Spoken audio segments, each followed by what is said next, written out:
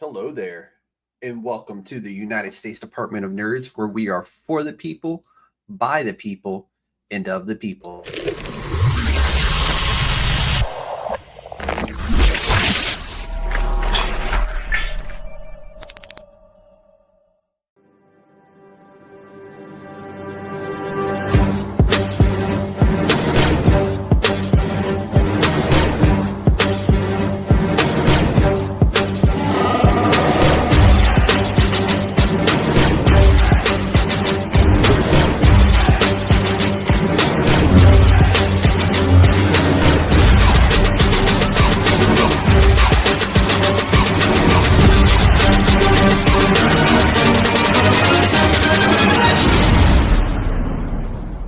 It's a trap!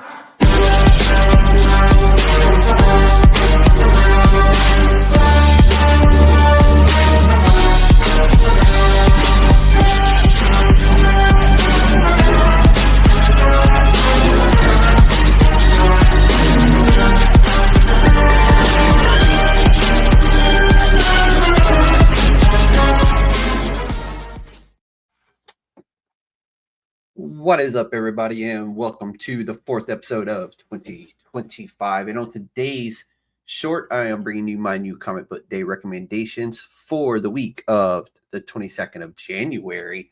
So let's jump into it. To start this week, we had 261 new releases and 543 releases overall.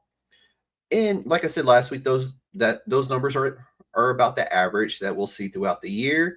But as always, we're here for comic books, and we're going to break them down by publisher. To start this week, we'll do it by Marvel, like we normally start with. And this week saw Blade, Red Band, issue 4. And this is written by Bryan Hill, and this cover was done by Philip Tan. And in this issue, there are dangerous new forces and operatives stirred in the occult corners of the Marvel Universe, backed by a mysterious and shadowy benefactor. So who is the Spellbinder, and what do they want with Blade?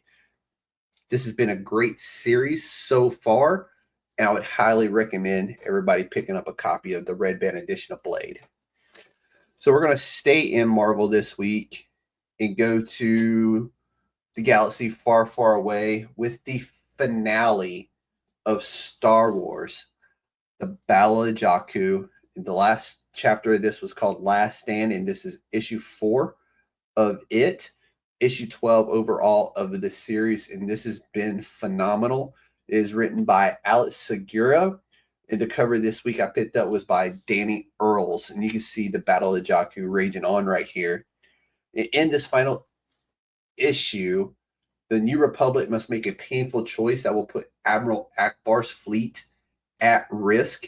It also, Luke is still squaring off against a deadly menace to the Republic and to the Empire. And there's also a special historic character making an appearance in this one that you're going to want to check out. And I would recommend picking up this series if you can, or wait for it to come out in a compendium or something. But it has been really good so far. Alex Segura and the team over there at Marvel really knocked this one out of the park. So coming up next, we're going to KeenSpot, which is still kind of new for me as I'm getting to know them and their comic books that they put out. But this week they have a new #1 out, and it is called Papa Duke. So Papa Duke will actually tie into the book that I have coming up next. But this one is written by Aimee Delong, and this cover is by Naomi Griffin. And in this series, Papa Duke is a feared ruler of the blood world.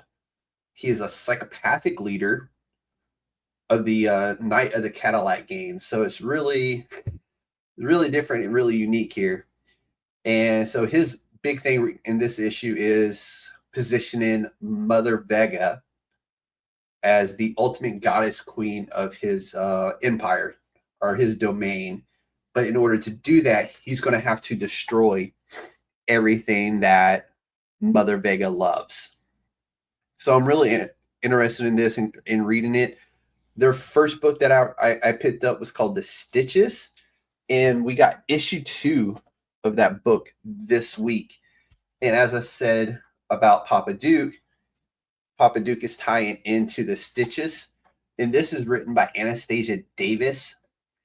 And this cover is by Todd Skull. And this is the foil variant of this cover. I'm a sucker for foil variants. I can't help myself.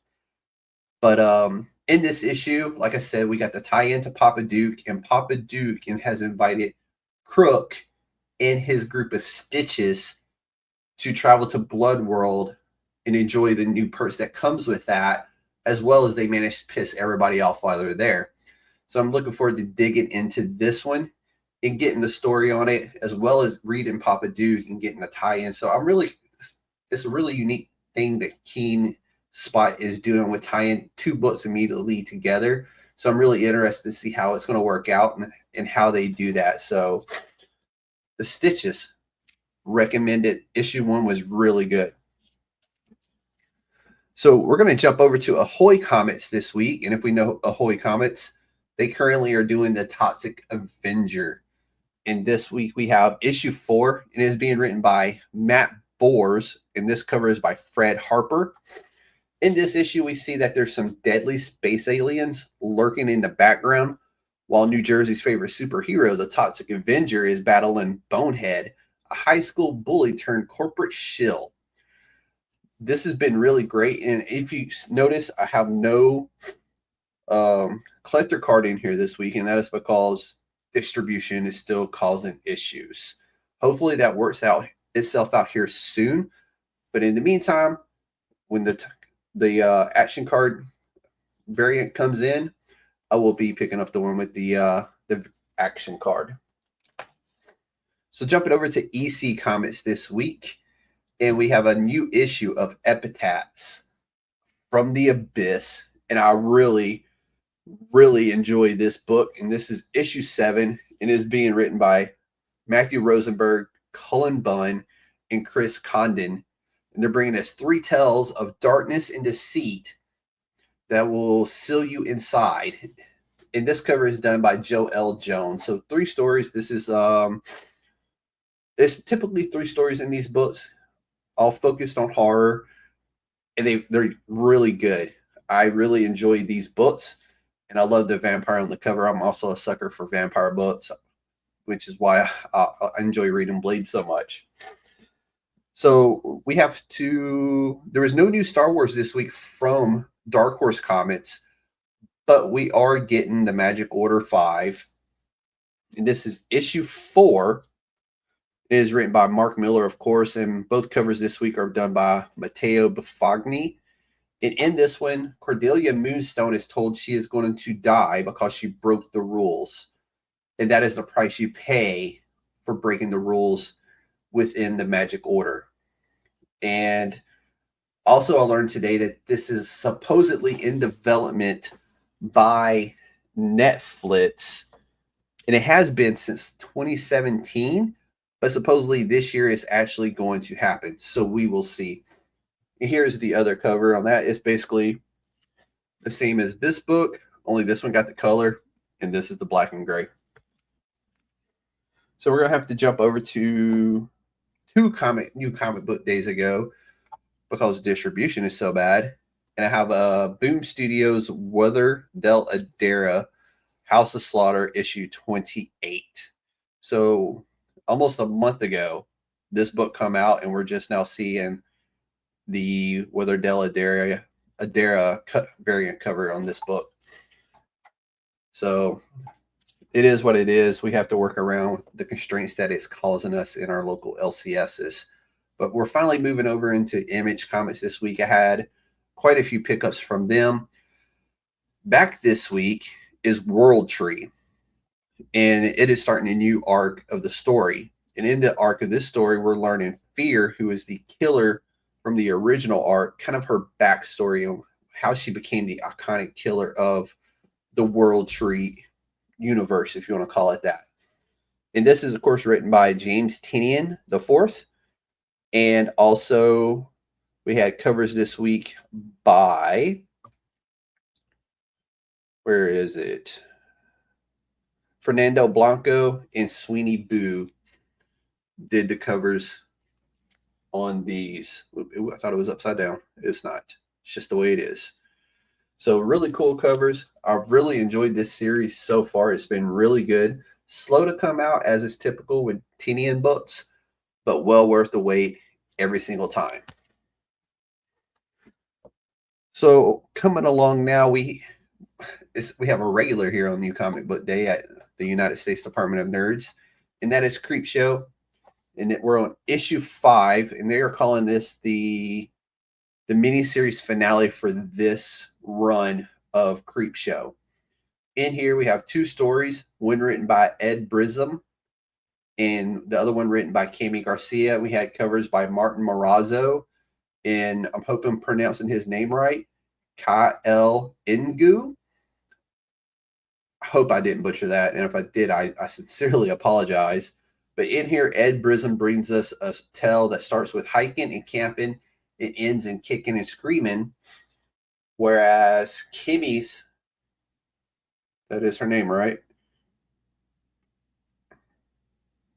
Yep, Aimee, I'm sorry. Aimee Garcia's tale starts with two very different sisters living in one horrifyingly new home. And here's the covers this week. Hopefully the camera will focus on them. I'm still figuring out the camera thing. I may have to pick up a different one. Well, I'll have a different one. I may start using that one and see how it looks next week. So, Creepshow, issue 5. This is the miniseries finale. I really enjoy Creepshow, and you can find the compendiums for the other volumes of that comic book out at your local comic book shops. Recommend picking up a couple of them. They're great reads. But Ghost Machine fans rejoice as Hyde Street, issue 3, is here this week. This is, of course, written by Jeff Johns, and there was covers by Ivan Reis, Steve Lieber, and German Peralta this week. In this issue, Mr. X-Ray is finally here. I've been seeing the cover for a while now, so it was really cool to finally see him on the cover and have it in my hands. But in here, Mr. X-Ray is here, and his journey is desperate, and when he is trying to escape the unescapable, but standing in his way is Pranky, a Boy Scout who doesn't live to serve his fellow man, but a darker force. This is the Pranky cover. There was 2 Pranky covers this week. Here's the other. And finally, the Mr. X-Ray cover. It's pretty dope. I've been seeing him a lot. I've been seeing this cover a lot. It's finally here, and it's finally in my hands, and I'm ecstatic about this. Highly recommend Hyde Street to y'all if you're a fan of horror, and I highly recommend the Ghost Machine as well. They've not missed yet, and I'm a huge fan of all their titles. Moving right along, we're getting close to the end, and we're jumping into the Spawn universe finally, and we're going to start with their newest release, which is Deadly Tales of the Gunslinger. So in the book this week, it is written by Jimmy Palmiotti. We had covers by Mark O'Falia and Mark Spears. His journey is continuing as his transformation into the gunslinger is complete, but there are people hunting him, looking to take his power from him. We got 2 really dope covers this week. Huge fan of the series so far. We're only 2 issues deep, but we're already familiar with the gunslinger. So, and this is taking us back to the beginning of the Gunslinger. So, really dope story. Really enjoying it. And we're only 2 issues deep, so you have time to pick up the first one still and give it a read and enjoy it with us. So, coming up next, we have Rat City. And we're already on issue 10 of this book, which is hard to believe. It feels like it just came out yesterday. And it, of course, is written by Erica Schultz, who is also doing Daredevil Unleash Hell Red Band, which is another fantastic title that she has written. And she's also doing an X-23 book as well. But this week we got covers from Zay Carlos and Marco Falia as well. And things are picking up in Rat City as Peter and Quinlan are on the run and the military is closing in on them. And when and Deviant has lost control, and the Spawn symbiote is raging. So 2 fantastic covers again this week for Rat City. And this has been a really fun one to read that I highly recommend, as Erica is a fantastic writer. So finally, getting to the end this week, we have KeenSpot, and Todd McFarlane is back on writing duties on KeenSpot. And we have covers this week by Puppeteer Lee and Kevin Keane. And so as I said the last time, I'm not going to go back into the story, but to jump to the story now. Spawn's war against the remaining forces of heaven and hell on Earth have come to a standstill, and Blood reveals his final plan. And we also get a double cross this week, which I'm excited to read about later on this week when I get to finally sit down and actually do some reading. But here's the covers this week. 2 really dope covers by 2 new artists to me. And I'm really excited to sit down and read this one this week, as it is getting really good. But that's my titles for the week. If I'm showing it here to you, I can speak for the titles. I would highly recommend y'all picking those up and reading them, as they are good titles, as I am picking them up. But that's all I have for you this week, the week of January the 22nd, for my new comic book day and recommendations. Let us know what you're picking up from your local comic book shop this week, or what you're getting online, because I know not everybody has access to a local comic shop themselves. Be on the lookout on my other social media platforms, as I will get the photos of these covers posted out to those later this week. And if you don't know, we do have our own YouTube channel here at United States Department of Nerds now. You can find that just simply by going to YouTube, typing in United States Department of Nerds, and it should take you straight to it. And that is who will get this episode first. So if you follow us first over on YouTube, you'll get this episode first, and then the next day you'll typically get it on Facebook. So what's coming up next for us? Next week, we will be live on January the 29th, I believe, at 9 p.m. Eastern Standard Time. And we will be closing out the chapters of Creature Commandos that we had talked about previously, as well as closing out Skeleton Crew, was also just finished up. And I just did an episode with the Pop Break last night on the finale of Skeleton Crew. It was a great episode. I think that will be out tomorrow, actually. But I will drop that on the Facebook group when that episode is out. It was a really great time recording that with the guys over there, and I can't wait to share it with you. But if you enjoyed this episode, please hit that like, share, and subscribe button. Those go really far for us, and we really appreciate you coming and watching this video with us as we bring you new comic book day each week. But on behalf of myself and the Council of Nerds, this USDN short is USDN approved. Thank you all for watching.